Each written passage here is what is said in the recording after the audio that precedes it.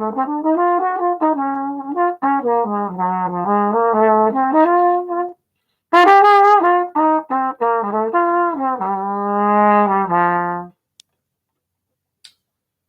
right, good morning, everybody. I just looked at my hair and I look horrible. That's fine. We'll move on anyway. Haha.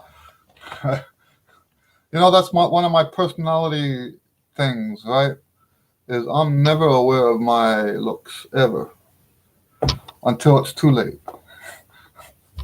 Anyway, good morning, everyone. Um, yeah, let's jump into this. Let's talk about the news first, real quick. Okay, so I said this last week. We are doing 2 behind the scenes videos each week until we get caught up. And you know what? It ended up that we don't have as many as I thought. Like I said, I don't publish everything. Once I start getting into because I won't publish it if I didn't hear it. Because you know what happens? Those behind the scenes, I'm driving, I stop, I do the video on my steering wheel, and then a lot of times I'm just spilling the guts, right? Bloop, right? And then I'll go back and listen to it. It's like, maybe I shouldn't be talking about that or whatever, right?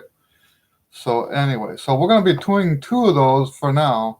Wednesday is the current one, and then Thursday is going to be the old one, okay?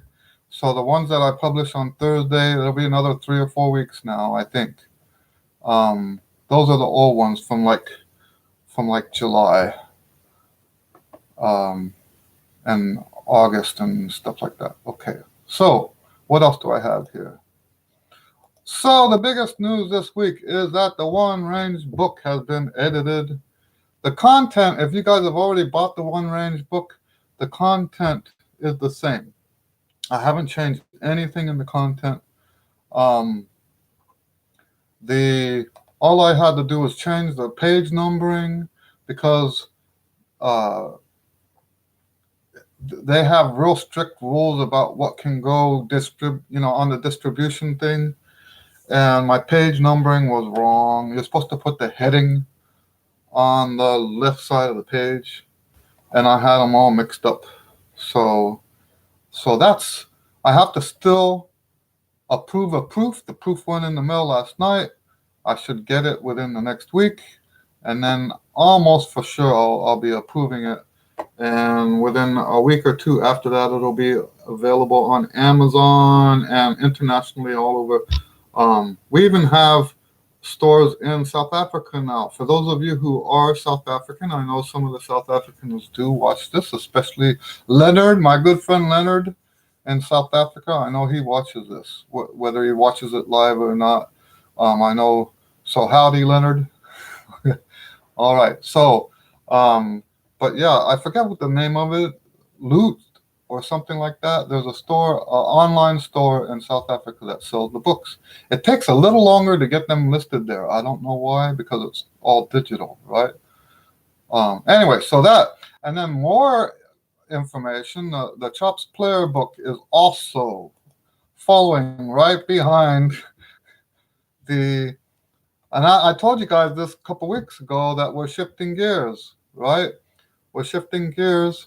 I'm not writing as many compositions right now. I'm spending more of my effort getting these books. The books have been piling up, and we're just I'm not going to tell you what our goal is because that will sound like a commitment, and I don't want to do that. But we've got several books coming out soon.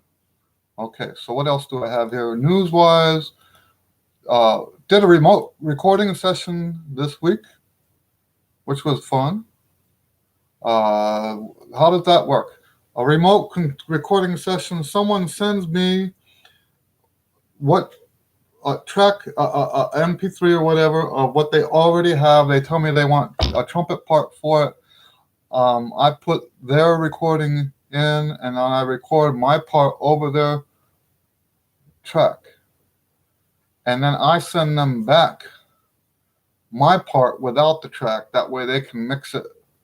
So that I like doing that kind of stuff because I can, I mean this figuratively. I can do it in my underwear, so to speak, right? I don't literally do it in my underwear, but you know what I mean. Um, so yeah, I kind of like that kind of stuff. What else? One more piece of news. No, two pieces of news. Two new things this week for me. New student. This one's not a trumpet player. I have a new adult. And when I say adult, this guy is, I think he's in his 60s actually. And he's an alto sax player and he wants to learn jazz improvisation. And yes, I do that. I teach jazz improv to anybody on any instrument. Jazz improv, my materials for jazz improv are not just trumpet related. So, and then a new band. I started a new band this week. Looking forward to working with them some more too. Anyway, so that's all my news. Let's jump into the first question. Now, this question I already answered. Um, I don't know if he goes by Michael or Mike, but it's a good question to answer here. If you have a role on flugelhorn, where you have to play flugelhorn like in a band, and in this case, he's playing flugelhorn in a brass band. And the question was, and like I said, I already answered his email because I kind of skipped it last week on accident. Okay, I meant to answer his email last week on this question and answer, but for some reason it slipped through the cracks. So the question is, should you practice the routine on the flugelhorn? And the answer is yes and no. So, you know, makes me sound like a politician, right? Um, so there's benefit to doing it on the flugelhorn, especially if you have a situation where you play a lot of flugelhorn, right? I think in fact, you know what? This is something I didn't say in the email. If you've got a new flugelhorn, I didn't think to say this in the email. If you have a new flugelhorn, I can't think of a better way to get used to the horn, to get acclimated to it, than to play the routine on it, right? So yeah, I don't have a problem with doing. By the way, people say on the flugelhorn that it's hard to play high on the flugelhorn. Well, that's like saying it's hard to play high on a deep mouthpiece or whatever. It's not harder to play high on the flugelhorn. What's okay? Oh, let me take that back. It's not harder to get the notes. It is harder to play on the flugelhorn because the notes don't slot very well, and you really have to know what you're doing. And what does this have to do with the routine? Well, I think when you do the routine, you find that when you do the routine on the flugelhorn, you find that sweet spot for each of the notes. And it helps you settle in on those notes like that. Right? So there is benefit. But as a long-term strategy, and I'm not going to say that it's wrong to play the flugelhorn all the time. It's just not how I've done it. I do a lot of flugelhorn playing, not as much as I used to. Like, when did it stop being so much? I think about 2 years ago. It's just the kind of gigs that I ended up getting changed a little bit. But it used to be like the whole first set and a half, 2 sets sometimes, half of a gig, right? It used to be that I'd played flugelhorn on every single gig. And now it's not so much like that, but still a lot of it. Okay? And so, yeah, there's benefit to doing it, but it's not something I want to do all the time. I hope that makes sense. I keep looking at my hair. It's like really bothering me. Okay. Let's see here. So that's the first question. Yes, I do think it's good to practice on the flugelhorn, practice the routine on the flugelhorn, but not like full time. Okay. Okay. So next,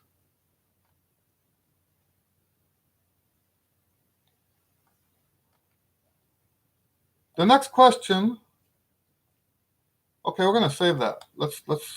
Okay. Next question is on one of the all region etudes. Someone asked, "What's the metronome marking?" And I just gave them the metronome marking, but I want to talk about that here real quick.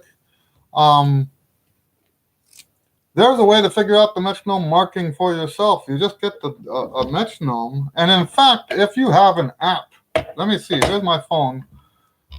My app will do this too. I'll show you the app first, but if you don't have an app like this,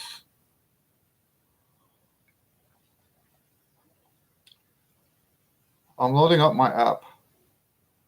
If you tap this, there's a tap button on this app.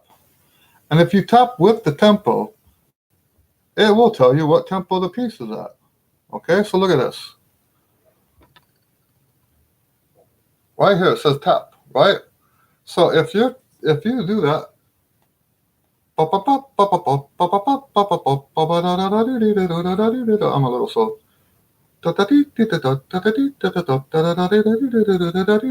Right? So that's supposed to be at 116. I can't believe I got that wrong. That's one of that's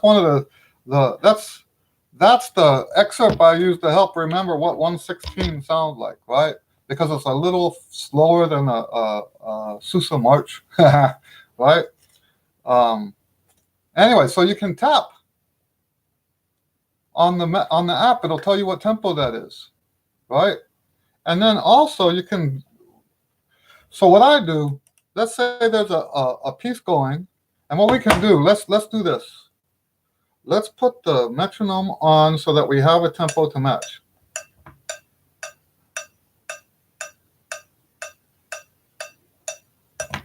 I hope you can hear that. So I'm going to start it. Obviously, this one's slower than that one. So you turn it off, go a little bit faster, still slow. And this part about turning it off and on, I think that's very important because you're going to try to turn it on the beat. There you go. And I wasn't looking, so 126, 126. So if you ever want to know what the tempo is for something, you can use the app, or you can use your metronome, turn it on, right on the beat, and see if it lines up. If it's slower or faster, then you just adjust it. And that's how you can find the tempo. Okay, next one. So the reason I put these questions in this order is because one more. This is not a question. I'm sorry, I got this out of order. This one's not a question. This one comes from Tony Salvatore. He was talking about a question that was asked last week.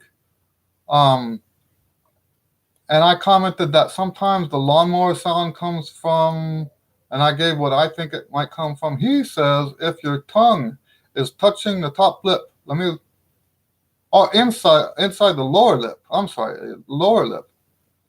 So in other words, if when you're doing a lip buzz, if you touch the tongue onto the bottom lip,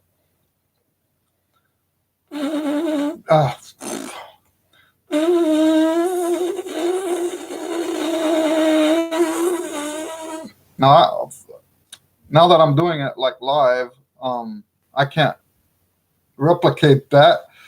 But yes, he's got a good point there. Is if you are putting the tongue up against the lower lip, it will change the sound. I guess that's more importantly, instead of saying what quality of sound you'll get, we can for sure say that the quality of sound is going to be different. Okay. So now let's talk about the main subject today. There's 3 questions this week, and I thought, hey, we might as well cover this today.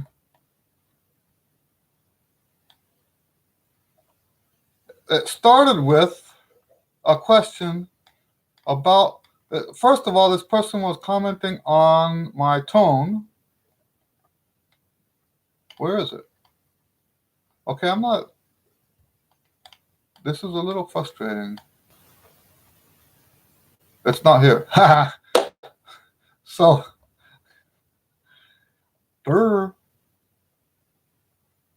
okay, so anyway, I'll have to paraphrase, and I was going to credit who it was that asked. So, someone commented on one of my pieces that I was playing on, says I had a beautiful tone, and then asked if didn't ask, but said it would be a good idea to do a video about range. So, and that was kind of vague, but then someone else asked, well, how would I recommend building range during marching band season? And as far as I'm concerned, there's no difference between building range during marching band season and building range outside of marching band season. It's the same thing, okay? It might be a little bit more difficult to pull off during marching band, but it's the same thing. And we'll get into the detail about why it's more difficult to pull off, okay? But then there was another email, and this was not a question email. This was more like a celebration email.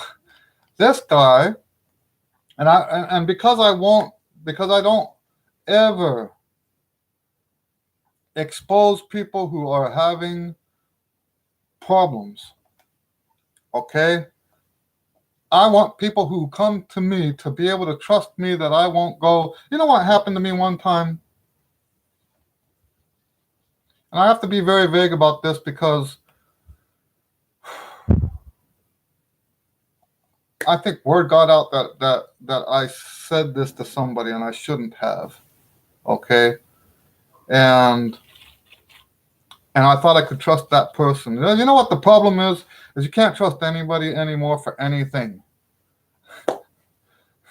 Right? Anyway, I had a service done, and in my opinion, that service revealed some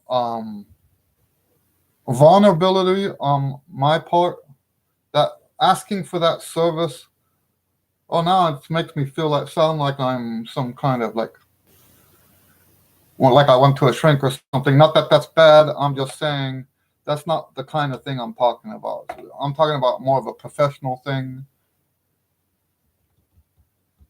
Not sure how I can say this in a general way, but anyway, this person posted my stuff on Facebook and tagged me. And it was the equivalent. It was the equivalent of going to, let's say you went to your local, what do you call it, laundromat, and had them wash all your underwear. And they said, and they posted pictures of your underwear with dirty underwear, right? Posted pictures on YouTube and tagged you. In my opinion, it's just like that. But talking about the professionally in the music business, right? This guy's and that upset me a little bit because that's private stuff. You don't. And the reason I'm saying this is I know it's a tangent. Just bear with me a little bit. The reason I'm telling you about that is because when a professional person comes, professional or not, when someone comes to me with a problem about their playing, and here's the thing, is I see other teachers online doing this all the time, and maybe the people don't care, but me personally, the last thing, if I had a problem on the trumpet and I had to go to a teacher to help me get this problem worked out, the last thing I would want is for that teacher to now advertise to the whole world that I've got some kind of problem on the horn. This is how I make my living, right? It's actually, in my opinion, it's extremely unprofessional to do that, right? So I don't do that to other people. So when someone comes to me with a problem, if I use them for an example, I will not use their name, okay? Because I believe that's wrong. And I know, yes. So for example, every professional player that's ever taken lessons with me, and I've taught a lot of pros, by the way. I've probably taught more than my share of pros, right? More than I deserve to teach. There's other teachers in town that have a better reputation than me, you know. But they come to me because they know I can help them get the problem solved, right? And the last thing I'm going to do is now go advertise to everybody in town, even though that might boost my career a little bit, because, oh, if so-and-so went to Eddie Lewis for trumpet lessons, well, maybe all the people who are not as good as so-and-so should probably also take lessons. And I think that's the way some people think, right? But I don't operate like that. I think that's wrong. I think that's wrong. You should not be going around bragging about the pros that come to you for lessons, because that's going to hurt their career. Nobody comes to me unless they're hurting, right? Nobody comes to me for lessons unless they've got serious problems. Okay? So, anyway, so when I talk about this next thing, I had an email from somebody who his playing had just fallen apart. Physically speaking, it had all fallen apart. And the first time he emailed me, I told him, watch my 3 levels of rest. Watch, I gave him, different videos to watch and see if he could make some corrections, because what it sounded like to me was he was having severe fatigue. And so I get another email from him like 6 weeks later, and he says he's taken a full 6 weeks off. I think it was 6 weeks. I might be exaggerating. And that still hasn't helped. So it took me a little while to get back to him. But by the time I responded to him, he sent me another email, and he said, "Oh, never mind. I finally put into place the stuff you said on your video, and it's fixed everything." Right? And then, what does this have to do with the range? Okay? Range is a byproduct of strength. Well, partly. Most people, the reason why we can't get the notes is because the lips aren't strong enough. There's more to it than that, and we're going to talk about that part too. Okay? There's the strength part, but I'm, the truth is, the strength part, once you understand basic principles of strength, the strength part actually becomes easier than the rest of it. Okay? So let's back up now. Let's talk about range. Let's get this out in the open now. Okay? When you build your range, first thing you want to do is take all the myth out of it.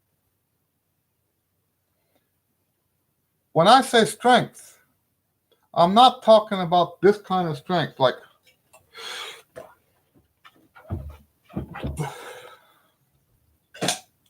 that's not what I mean by strength. We're talking about strength of these muscles here, and the face muscles too.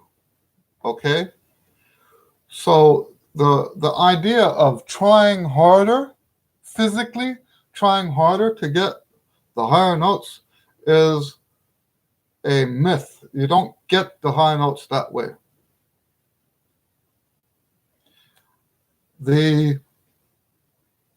Once you understand strength, so I guess what I'm trying to say here, There are things that will prevent you from getting your range because of the strength. Now that we're talking about this out loud, now I have the right words to say. There are things, just like with sound, by the way, sound is exactly the same way. A lot of people teach sound wrong because they teach you do this, do this, do this, do this, and that'll get you a good sound. And that's not true.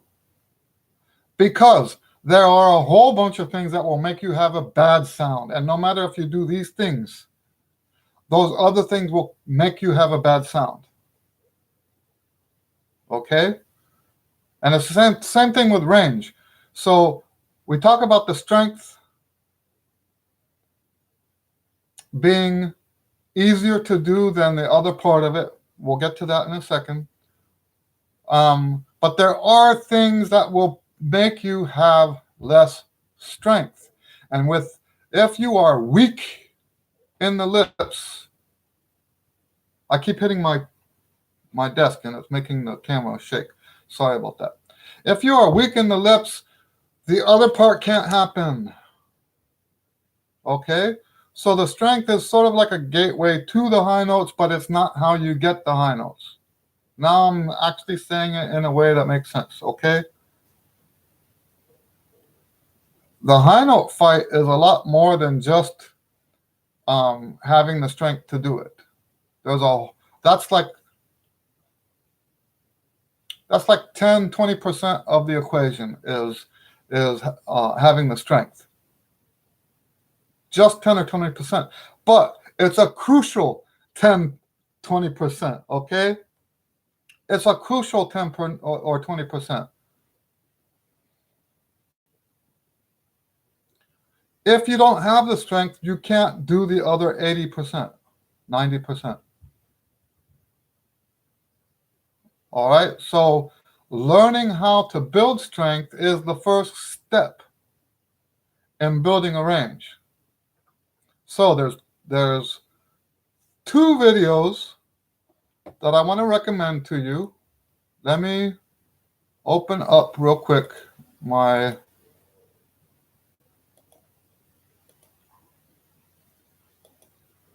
I'm going to send links to you guys so that you can access them straight from here.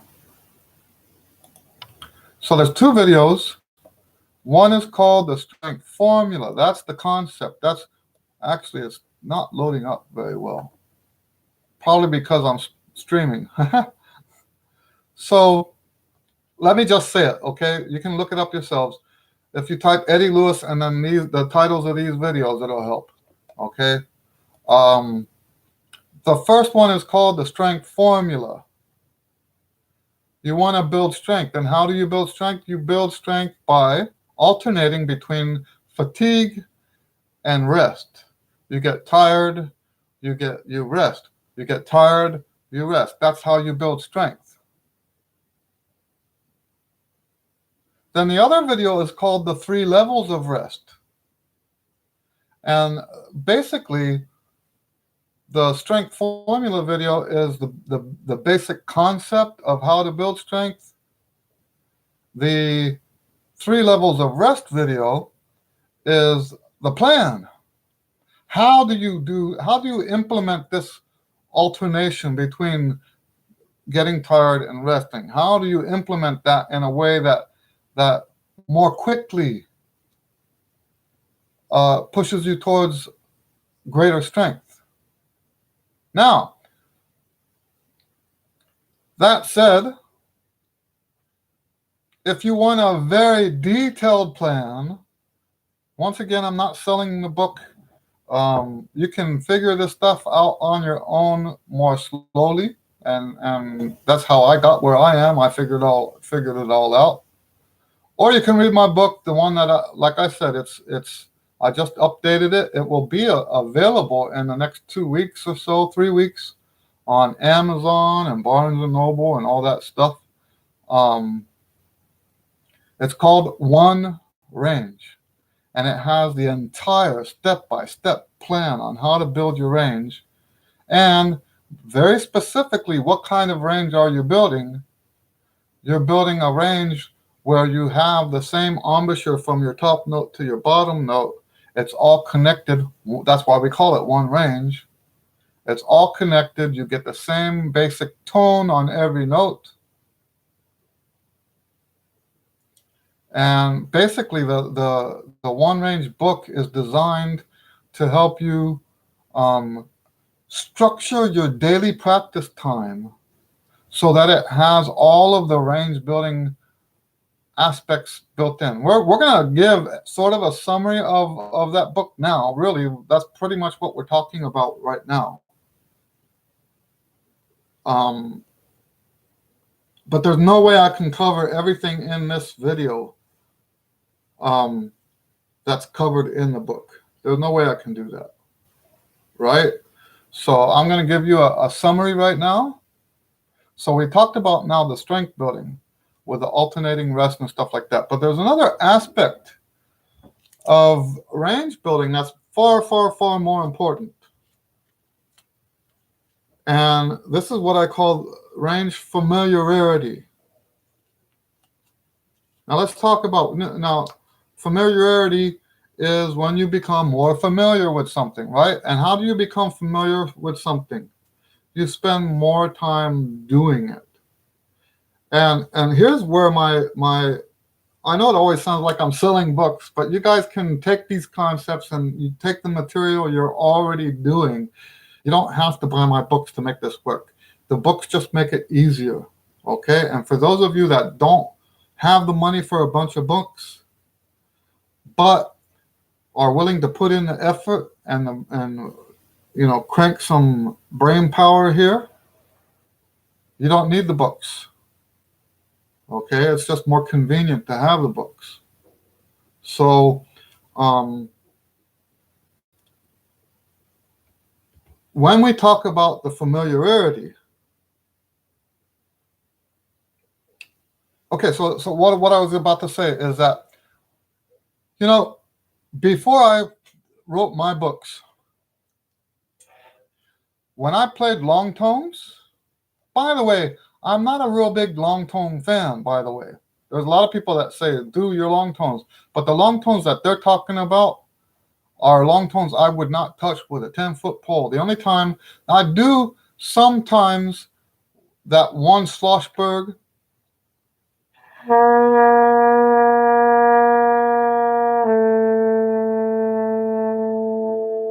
sometimes I do that as part of my recovery routine, right? But that's not me practicing long tones. I do what I call long tones every day, but really what a long tone is to me is a very slow flow study. And in fact, so like I'll do the Chicowicz sometimes, right?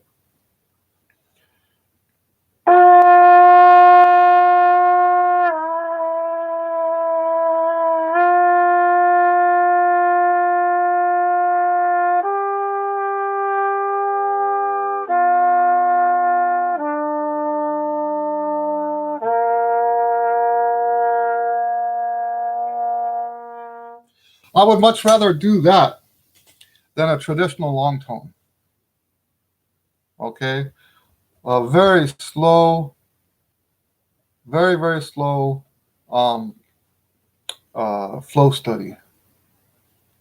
But, so my point is, before I started my system, I was practicing long tones for about 20 minutes a day, 30 minutes. Which is, now I look back, I'm thinking that was just stupid. Okay, that was just stupid. That was part of why I crashed and burned in the 80s. Okay, long tones like that are just bad for you, in my opinion. Okay, the only time they're good for you is if you rely on swelling in the lips, because the long tones can help stabilize the swelling. Okay, and by the way, I have to say that, right? My approach is only good for those people. Okay, no, I take that back. Strike that. Let's say it this way: my full approach is only good for people who don't have the lump. If you have the lump in your lip, then you start on the mouthpiece buzz, not on the lip buzz. It's just as beneficial, my system, but you don't want to do the lip buzz. Lip buzz will mess you up. Right? I just said that, didn't I? Lip buzz will mess you up. I'm agreeing with all those people out there that say you shouldn't do lip buzz, but it depends on your embouchure type. If you have a manipulated embouchure, then you should not be doing lip buzz. You should not even be doing pedal tones. Probably shouldn't even be doing lip bends for that matter.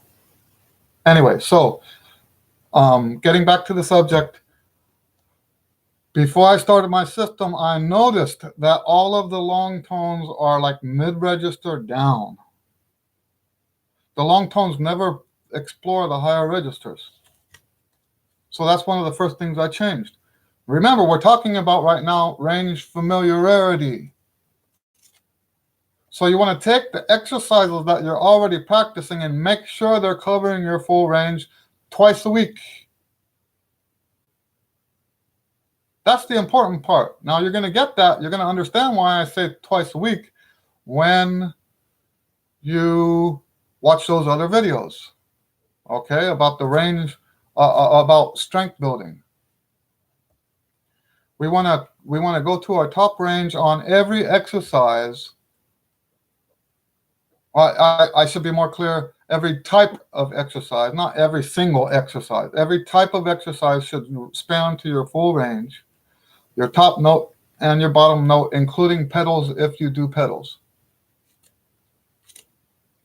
And like I said, long tones, traditional long tones, don't do that.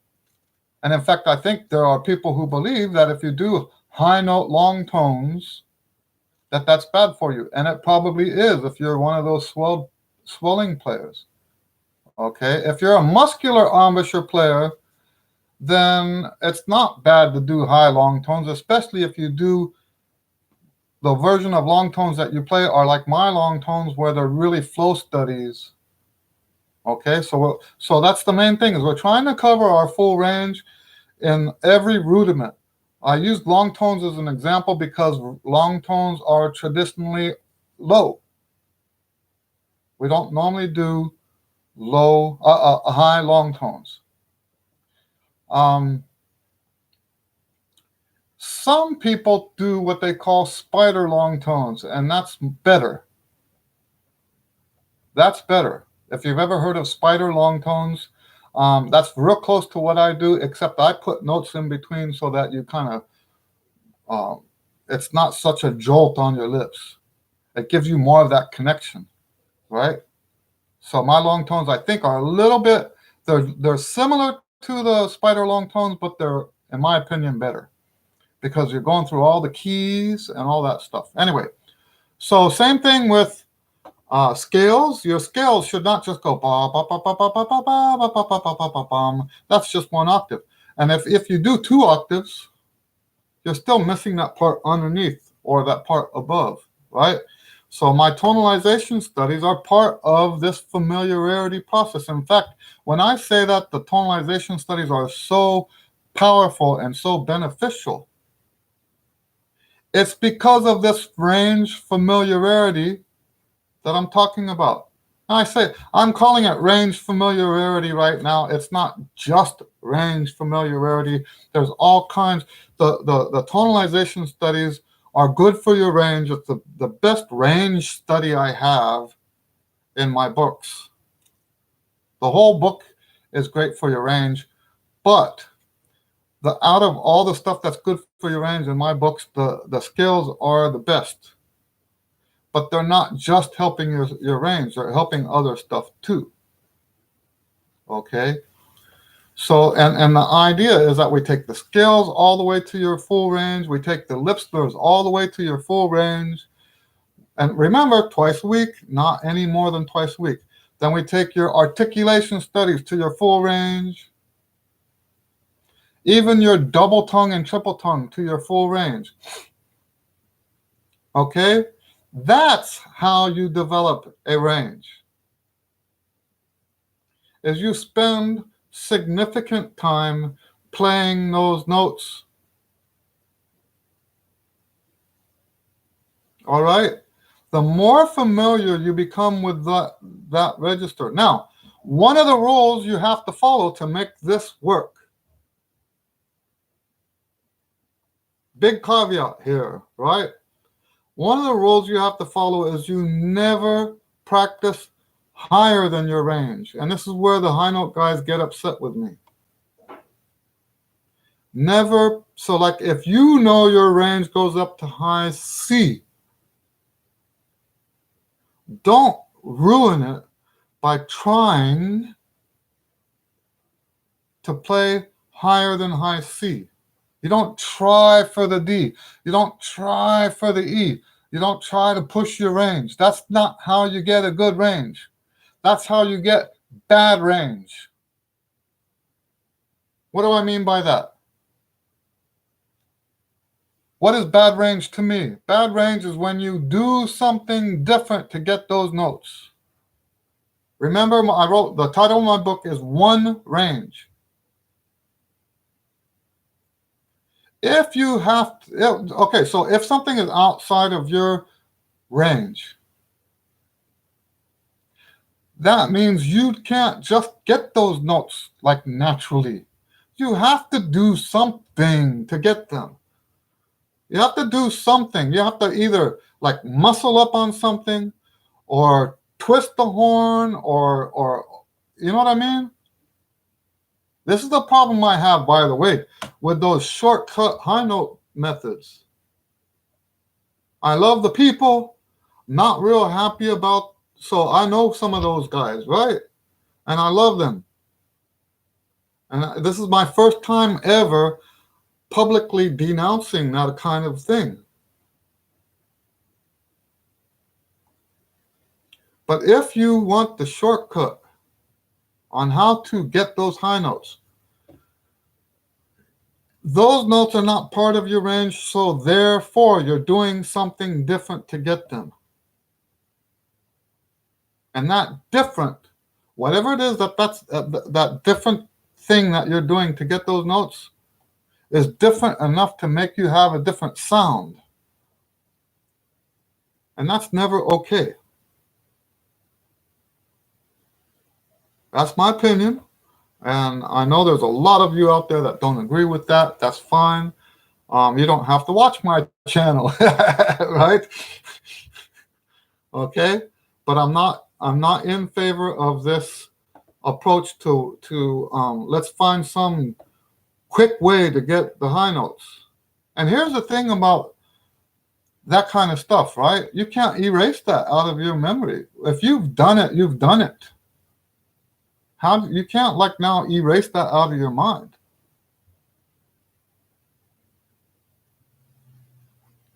Okay, that's going to be there now for you. You know, I'm not saying that if you've already done all that stuff that it's hopeless for you. I'm not saying that. Okay, but it does have a lasting impact. And you know, in the long run, that lasting impact will eventually help you be a unique individual, so it's not that terrible.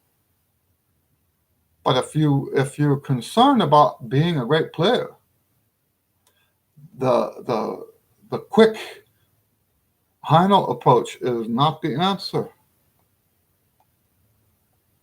Okay? If you want a system that will give you now, when I say quick, I mean like, because there are some approaches that will get you there in a few months. You'll get progress in a few months if you do exactly what they say. Those aren't so bad. The problem I have with those is that you're not spending time practicing music, because the system is set up that you only practice their exercises exactly how they want, right? And I don't believe anyone should go that long without practicing music, in my opinion. Okay, so yes, going back to familiarity, we want all of our exercises 2 times a week to cover our full range. The rest of the week, we are not covering our full range. We actually use what I call range limiting. We actually pull our range down when so like if you are If you have a range up to high C, the rest of the week, you're not going to come out of the staff, mostly. Because of that strength building process. Okay? So 2 days a week, we want to use our full range. And that includes, by the way, the music that you practice. Now, here's where it gets rough. What if you have marching band and you can't rest? That's where it gets a little bit more difficult. Okay? That's where it gets more difficult. Because not resting will make your range take longer to develop unless you go the route of physical manipulation. If you rely to get your range on swelling in the lips, then you can develop your range during marching band, but it will be an impractical range for you later. It might be okay for marching band, but not so okay like for region. That kind of range won't give you a good sound in your region auditions. Okay? I hope that makes sense.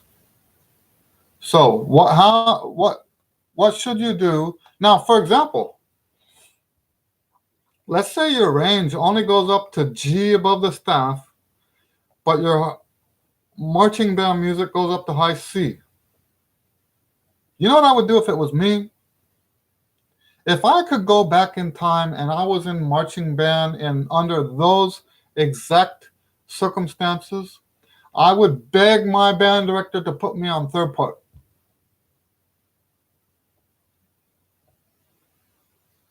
Put your pride aside and say, band director, please put me on third part so I can develop my range.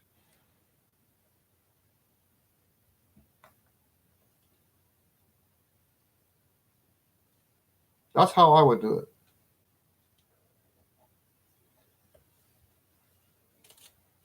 And alternatively, what you can do, if that's not an option, let's say that's not an option. You want to develop your range, and marching band is really pushing you. Then what you want to do is maximize that. Okay? On the days that you don't have band, don't play. Get this rest. Let your chops rest on those days.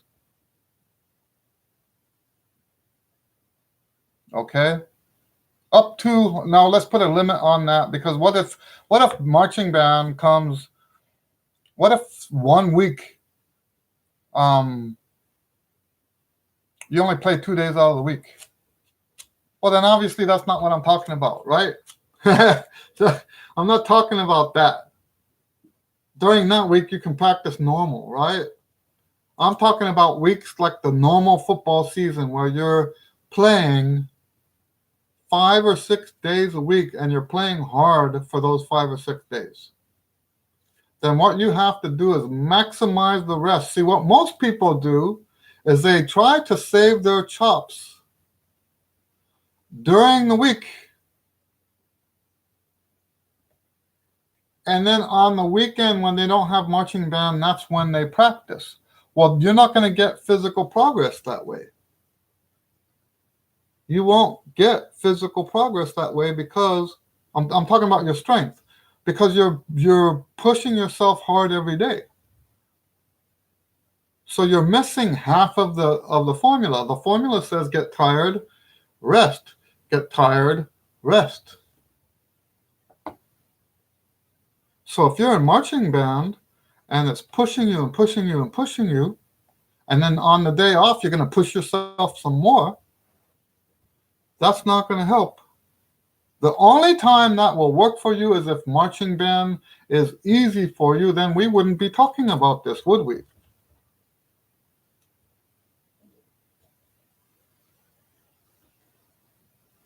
If you're on third part or something, or your chops are strong enough and marching band is not making you tired, then this doesn't apply to you. Right? Okay? I hope that makes sense.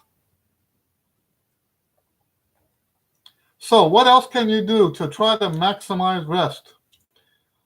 You can maximize rest on the field by making sure that every time you have anything more than 2 beats of rest in the music, take the horn off of your lips. Don't do it like this. I'm not suggesting da da da da da da and then take the horn off. I'm not. You can't do that because of the visual part of it, right? But you can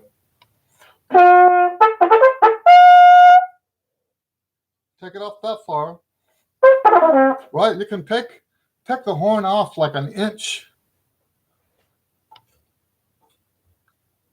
That'll help you maximize rest. Okay. Another thing you can do is make sure you're breathing enough. You know, a lot of you guys don't breathe deep enough. And just by breathing more deeply, you can have more strength.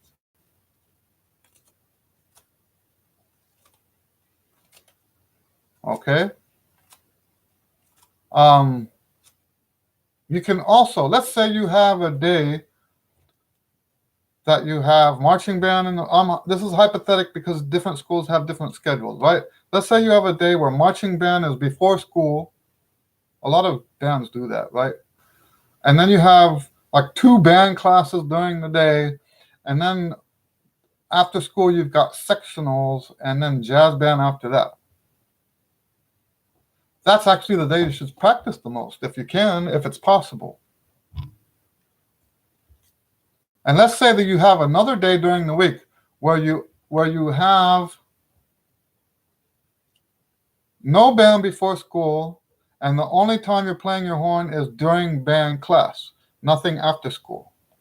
Then that's the time when you want to practice very little, like just a half hour or something.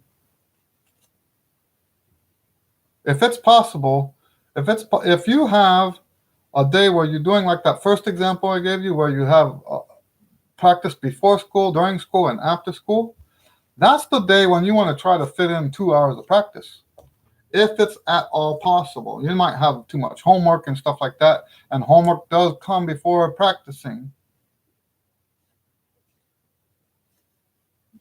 That's how I see it. Your homework should come before your practice. But if there is a day that you can do 2 hours of practice on that day, you can offset this so you can make your marching band practice work for you in this strength formula approach. Okay? So let's recap what I'm saying here about this approach to high notes. One, you want to have the strength, because without the strength you can't do the other part.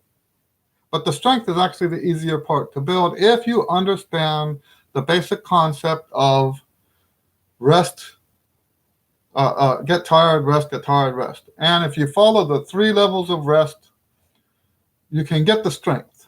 That's not automatically going to give you better range, but you'll have the strength now so that you can get the better range. Then the next thing you want to do is use the range that you've got. Okay? And if you can't make marching band do that for you, then you might want to just have the marching band director put you on a lower chair so you can get. Now, of course, if you're a senior, that's probably not an option. But if you are like a junior or a sophomore or something, I think that's a better way to go. Swallow your pride now, so that next year you can be like the top guy or gal, right? Okay, so that's the range thing. That's my basic approach for the range stuff.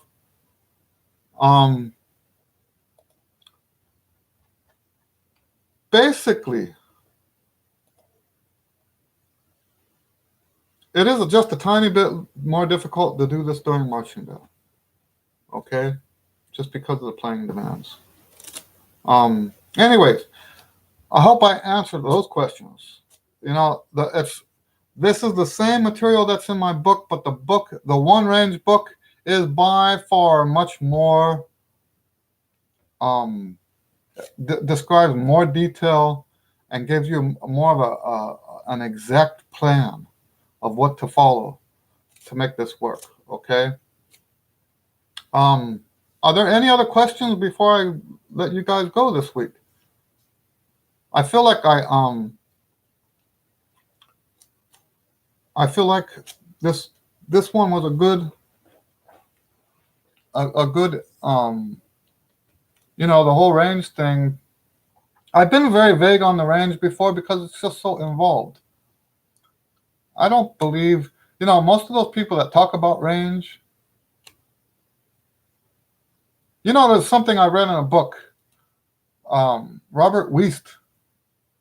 I love Robert Wiest's writing, and I have 2 of his books. And he said somewhere about how, in one of his books, I think it was the Natural Trumpet Player book, and he was talking about how trumpet players, when they talk about what's happening inside their mouth to do what they do, that really doesn't help us, does it? Because even if they were excellent trumpet players and also excellent speakers, those two don't always go together, right? Excellent trumpet player, excellent speaker. Even if they were both, how does that relate to us? They can't get in there and say, hey, look, your tongue is doing this and your teeth are doing that. And there's a huge, because of the fact that this is all internal, there's a huge disconnect between what other trumpet teachers say and what we do. And that's why a lot of what I teach is not like that. I remember one time I had someone criticize my book. They said, oh, I don't get it. He doesn't say anything about what to do with your chops. And I'm like, congratulations, you do actually get it, right? You actually do get it. I'm not telling you what to do with your chops. I don't think you need to know anything about that. And you know what? A lot of times what they want to do is like lure you in to have a fight with you, because there's this school against that school, and these people over here think these guys are wrong, who think those guys are wrong, right? And you know what? My book works for everybody. There's that one exception. If you're one of those people that has a swollen embouchure, if that's how you operate, and you know what? When I say that, that's not an insult, by the way. We know as fact that Clifford Brown specifically went out of his way to have a swollen embouchure. There's a quote of him that I have somewhere written down. I think I have his book. Not his book, a book written about him. And there was a quote where he says that part of his day he actually spends trying to get the lump to build up in his lip. So when I talk about the lump, I'm not saying, well, you guys who are inferior, you don't need to use the lip buzz. That's not what I'm saying. There are great players that use a lump in their lip. Okay, so I'm not saying that as an insult. I'm not saying that people with a lump are inferior. What I'm saying is it's different. The way you play is different. And you're not going to get that orchestral sound with that lump. Not the sound that people are expecting today. You're not going to get that. That's why I said earlier, it might work for you in marching band, not going to work for you in all state. Okay?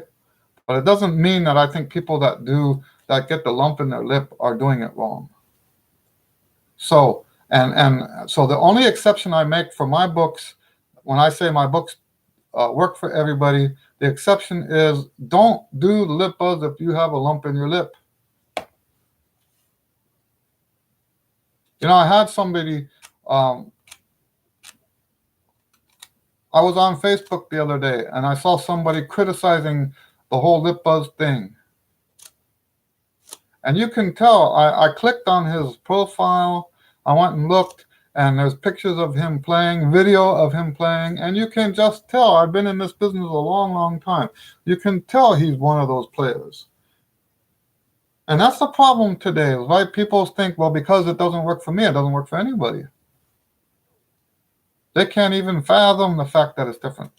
Anyway, so what I was talking about was how why this approach works better is because if you're waiting for people to say do this with your tongue or do this with your lip or do that kind of approach to high note playing, what is that supposed to mean? How does that affect you and what's happening inside your mouth?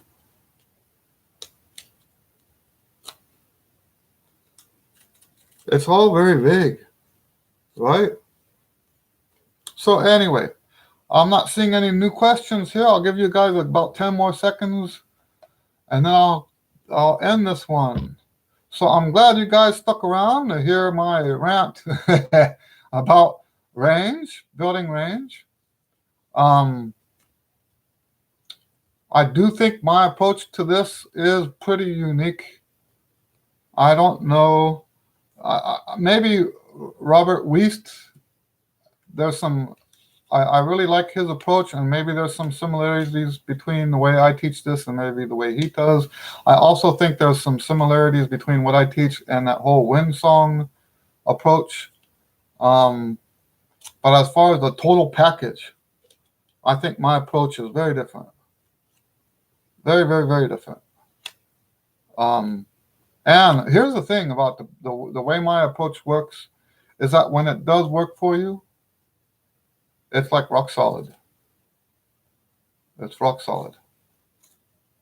Because it's not coming from a mechanical place in your mind. It's not something that you're consciously trying to mechanically do.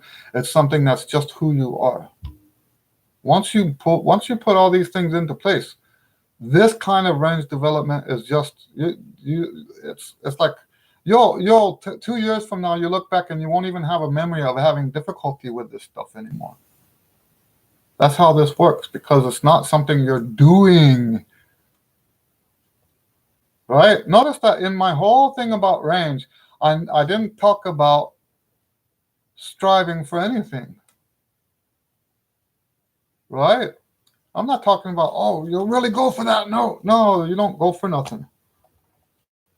More than this is the bizarre part, right? More than anything else, I want you to limit. Limit range, limit time. Anyway, okay, so no questions. We're going to end this one. God bless you guys. Thanks for hanging out. And we'll see you on the next video. All right. Bye.